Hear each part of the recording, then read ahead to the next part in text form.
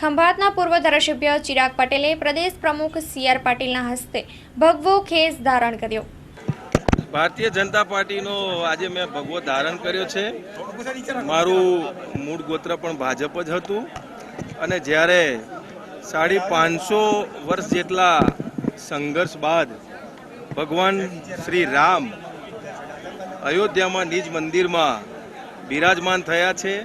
આખો દેશ ભગવાન રામના રંગમાં રંગાઈ ગયો છે અને એમાં મારું ખંભાત પણ પાછળ ના હોય તો મારો અંતરાત્મા પણ એ સ્વીકારવા તૈયાર ના હોય, જેથી કરી અને જ્યાં રામ ત્યાં હું અને રામ ત્યાં ભાજપ છે। ભારતીય જનતા પાર્ટીમાં યશસ્વી આપણા દેશના માનનીય પ્રધાનમંત્રી નરેન્દ્રભાઈ મોદી સાહેબ અને અમિતભાઈ શાહ સાહેબના સ્ટ્રોંગ લીડરશિપના કારણે આજે ભગવાન રામ નિજ મંદિરમાં બિરાજમાન થયા છે। ત્યારે આ દેશભક્તિ, રાષ્ટ્રભક્તિ, ધર્મભક્તિ અને હિન્દુત્વના જે એમનામાં સંસ્કાર છે, ગુણ છે, એ જોતા કોંગ્રેસમાં કંઈ લેવાળું નથી, કોંગ્રેસમાં કશું છે નહીં અને કોંગ્રેસ દિશાવિહીન થઈ ગયેલી છે અને ભગવાન રામનો જો એ વિરોધ કરતા હોય તો એ પાર્ટીમાં રહેવું યોગ્ય નથી। એટલે આજે હું